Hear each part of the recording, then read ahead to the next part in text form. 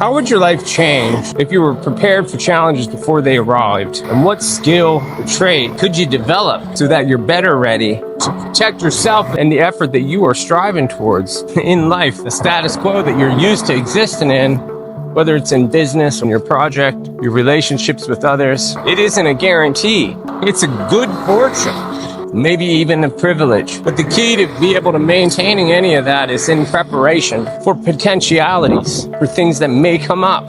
This isn't about living in fear or seeking out conflicts, but it is about building strength, discipline, and resilience, especially when life feels calm. In those moments when we're more inclined to keep our guard down a little bit too much because we are active players and we owe it to ourselves to be ready for whatever comes next. Because if you're anything like me, and you want to create a life for yourself where you are both prepared and purposeful, then I am sure that this conversation today will provide us both with important considerations that we need to make to better conduct ourselves in our lives and towards our pursuits. If you don't know, my name is Chad Joshua, and I'm working towards writing a 100-song catalog. This is my artist channel that I use to promote those songs. In my free time, I like to have these discussions to better equip myself and to encourage you to implement strategies that can help us to better align with our targeted goals and effort. I was recently working on my YouTube channel and I was taking a short break.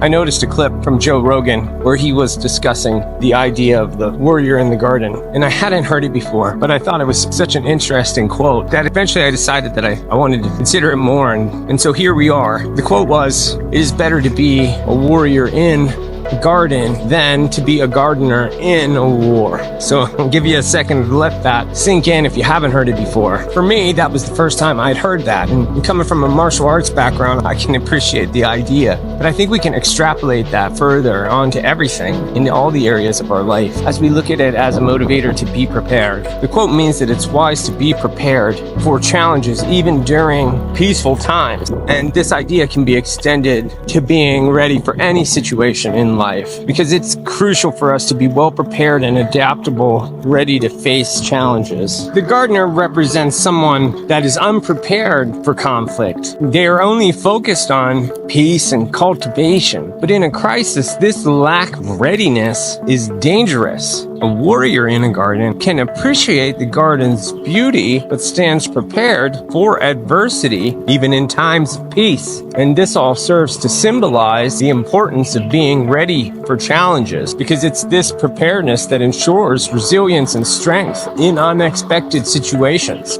You know, to be fair, in my pursuits as a songwriter, I haven't exactly quite wrapped my head around the parallels of this for me. But I suppose that part of it comes just in skill acquisition and building networks, wherein today they might not be something that I need to rely on or need to use. But if I didn't use the downtime to make considerations of the new technology or take the opportunity to outreach, network, and collaborate with others, then it is more than likely that I'm leaving myself with a distinct and crippling loss come the future, and circumstances shift and I'm less positioned to adapt. You know, so it is important that we focus on being the warrior, and it isn't to be at war and to disavow peacefulness, but it is about being able to appreciate the peacefulness as well as you can whilst having the capacity to thrive in a battle, whether the battle is metaphorical or otherwise. Because the sword hung on the wall in a quiet home, it isn't used daily,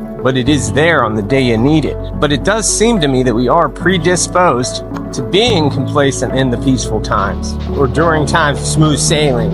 I mean, just take a look at what these globalist elite have done to us worldwide, where they've lulled us into conformity and to social media platforms, and dulled our senses and built systems that we must now depend on for food and for currency, and we live under the threat of that all being removed from us should we even speak out in dissent. So this illustrates that whether it's in our real life fight with tyrants and aggressors, and in our day-to-day efforts with managing our own interest and striving towards achieving our own accomplishments, that we just are easily manipulated by that steady water. We're gradually over time lulled into becoming a gardener who is not equipped for a war, whether literal or metaphorical. There is a real danger with being unprepared whenever life changes suddenly, and the peaceful times, the steady water, the smooth sailing is no time to be lulled into a slumber, but rather it is a time to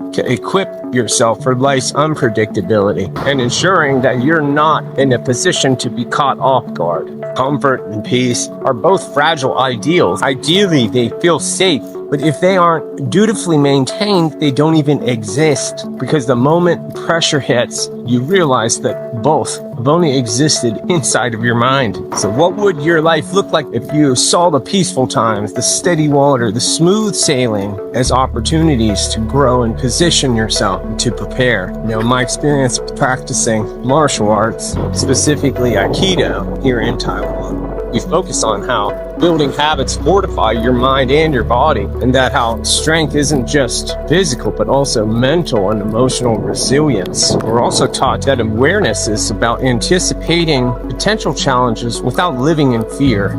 And lastly, most importantly, it's about being in a position to disarm a situation by having been prepared, rather than have the situation escalate into something ugly or undesirable. All of that takes preparation. What does that look like? Well, it starts with learning skills that empower you, whether it's financial literacy, self-defense, or emotional regulation. And if all of this is a metaphor for a way of being towards your own goals and pursuits, finding skills that may serve to better your efforts in the future that are technically related to what it is that you're doing. We also need to practice delayed gratification and patience. By spending the time to develop these kind of traits now, you create an unshakable foundation for when life becomes unpredictable. Metaphorically speaking, you sharpen the blade now, because even though you may never use it, you'll move in the confidence of that readiness. Because how much more confident would you be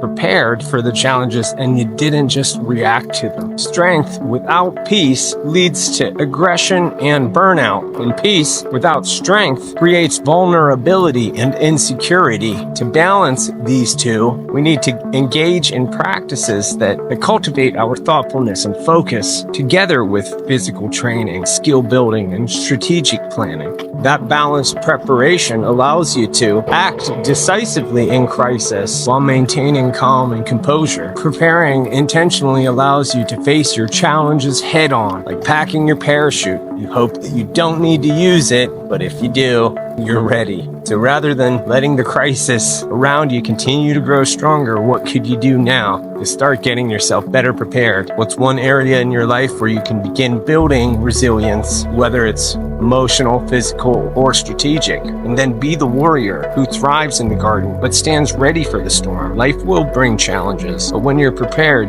you will rise to meet them with strength and purpose. Let's get to doing it better and keep your head up. And I'm going to keep my head up. And if you haven't had a chance to hear my new song, you can listen to it here. We'll talk again soon.